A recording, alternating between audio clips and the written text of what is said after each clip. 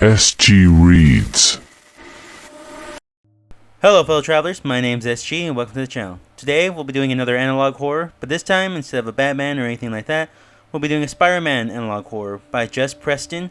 I found it very interesting, I find it very creative, and I like a lot of the story elements that they added to it from the original source material, and I just really want to talk about it.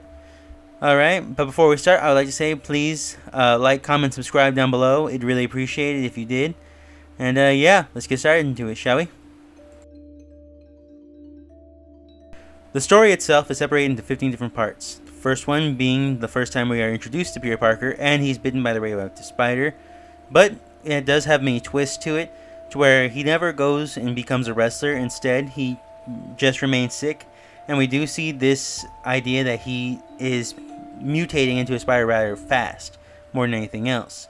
In fact, we do see that Uncle Ben is killed in the first one, but instead of going the heroic route, we see that he goes more into this monster route. The next one, we do get the idea that he has left home. We do think that he's more monstrous in the second chapter. We do know that he fights the Vulture in this one, and ultimately clips his wings in midair, letting him fall to the ground. This is the first time anybody has actually seen the spider actually attack people, so it has been revealed that he is more bloodthirsty in this one, quite literally, because he attacks the Vulture and tries to drink his blood.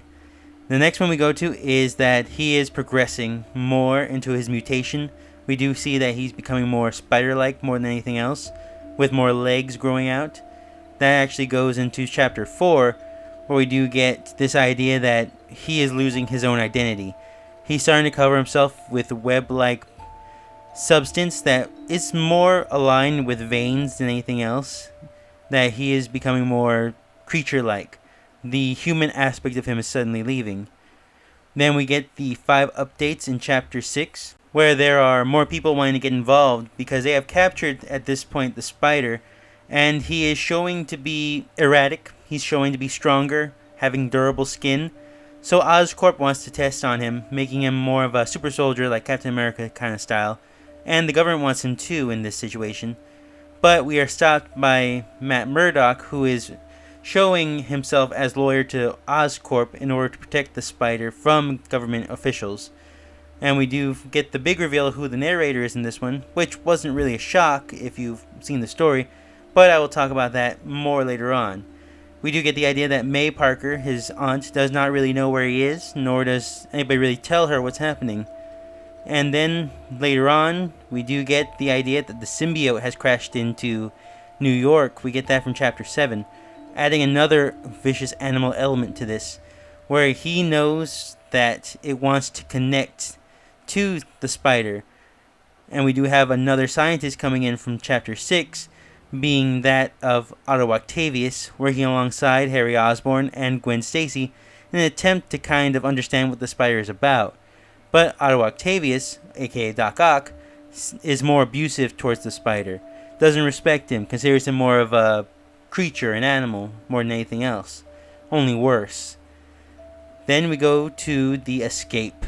The escape is that Dr. Octavius has finally pushed the spider to his boundaries. He has finally pushed him to the edge. And now the spider, though to be fair, it seems like at this point he has been planning an escape. The spider decides to attack Dr. Octavius, and not only that, not only killing him, but also leaving his way out. Following Harry Osborn to the end of the corridor into an emergency exit, he managed not only to escape, but to grab the symbiote on his way out, and combining with him to create some sort of Hulk-like creature, if you will. Something that's not human at all, or if it is, it's hidden beneath all this mutation and alien technology. We then get this idea that the spider has been going around for at least a year at this point. So much so that New York has wanted to lessen the fear of the spider by using animated cartoons. Aunt May is still looking for Peter Parker and Harry Osborn, and for the most part, Norman Osborn is looking for the spider himself, hiring an assassin in chapter 11 known as Kraven the Hunter to hunt him down and bring him back alive if possible. But because that is not seen possible at all, Kraven tries to kill the spider, if you will. Only not to an extent. The spider is smarter, he is adapting, and the symbiote seems to be working with his intelligence to help dodge everything that is given from Kraven, ultimately going into the life of Kraven at the end of the story.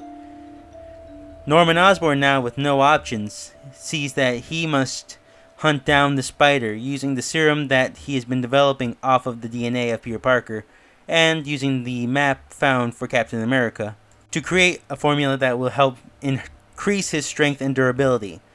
He uses it and calls it the Goblin Serum. Well, he doesn't call it the Goblin Serum, that's just what it turned out to be, mirroring almost that from the original Sam Raimi first Spider-Man movie. And from there, we see that he's taken on more of the classic appearance of the Green Goblin from the comic books and has gone off to go cause mayhem for New York, seeming to forget his entire purpose of doing it, of hunting the spider.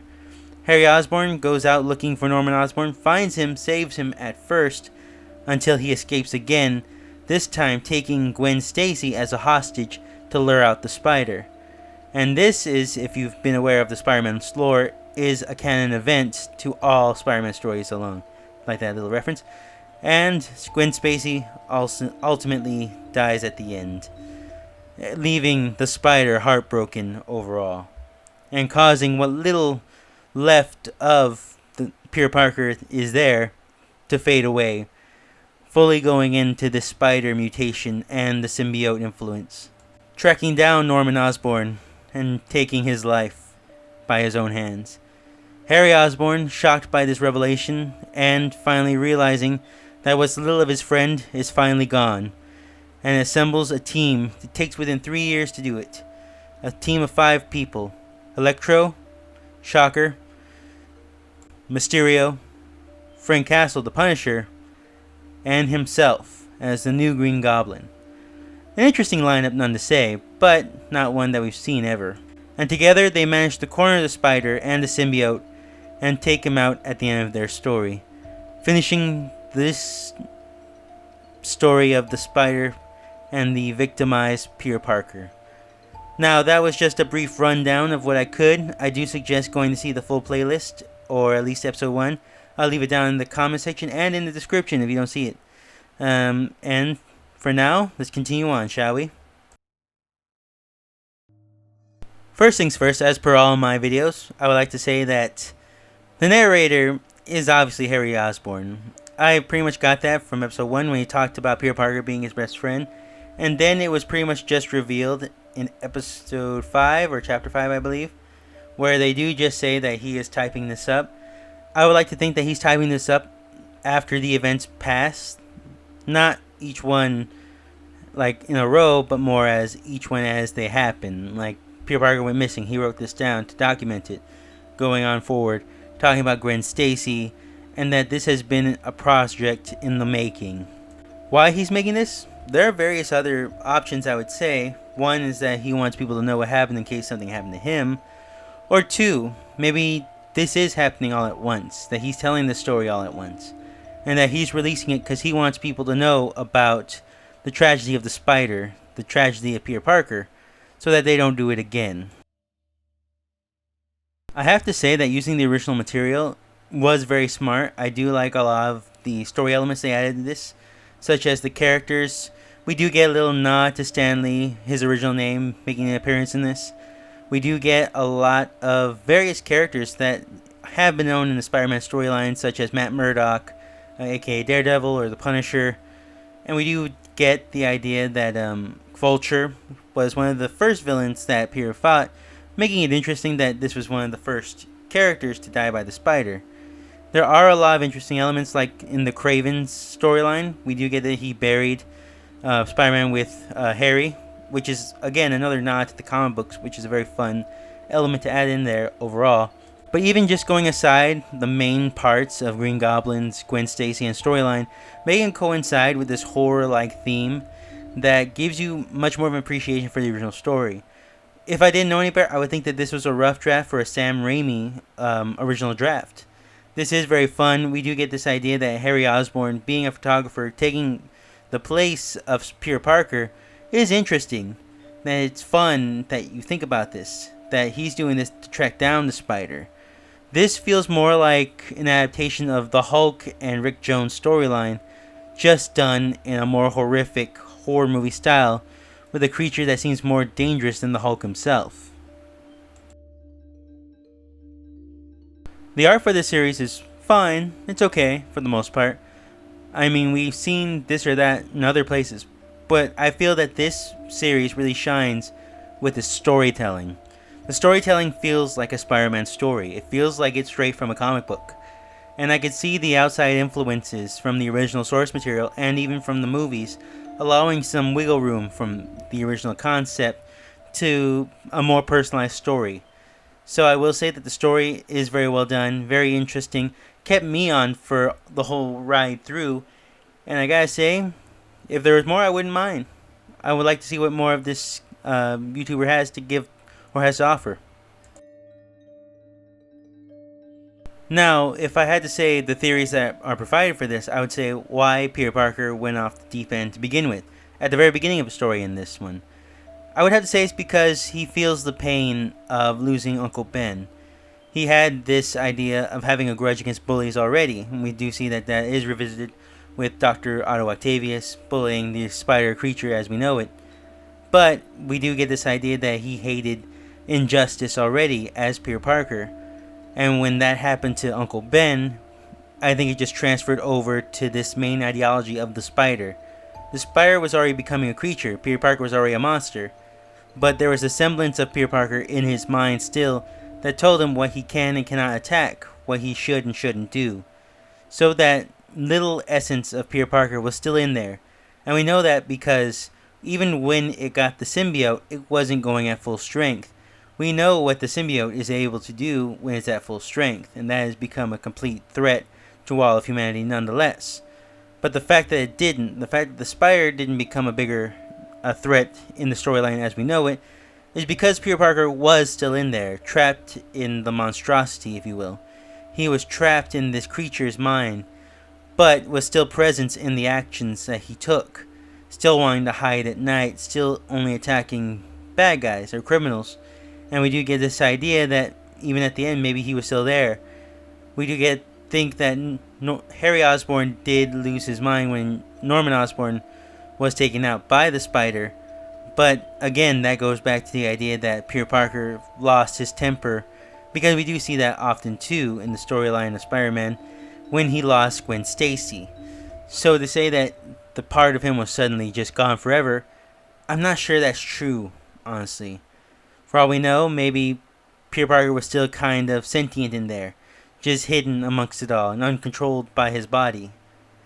There are a lot of elements to this that I do think can come back later on in the future. The fact that the symbiote turned from black to red suggests that the original Venom symbiote left him, leaving the Carnage symbiote, maybe due to the way the webs have become more vein-like, suggests that Carnage became his main host, making it more clear that's why he was more aggravated, he was angrier, more bloodthirsty at the end, because that's what the Carnage symbiote does, it kind of drives you insane. So that tells me that the Venom symbiote might still be out there somewhere. If they wanted to continue on with the story, maybe it went on to Miles Morales, and because the Venom symbiote takes elements of DNA from previous hosts, it goes to believe that maybe it would have done the same thing to Miles, or whoever got it next, giving this idea that it was expanding upon itself, turning them into this spider creature, maybe intentionally or unintentionally, because now it has that blueprint of DNA in him. This contaminated Peter Parker DNA is now out there somewhere in Venom. And for all we know, maybe that's going to be another thing, like we do a whole Web of Shadows style thing, using this analog horror style. I do like that idea that the DNA is just going to keep going more and more thanks to the symbiotes passing it on to its different possessors, I guess you could say, its different hosts. And for all we know, maybe that's why Harry Osborn has made these logs, that he is trying to tell people about how the virus started. This zombie-like spider virus that affects New York. That this was not a creature, it was a person at one point. And now it's gone full contagion kind of style thing.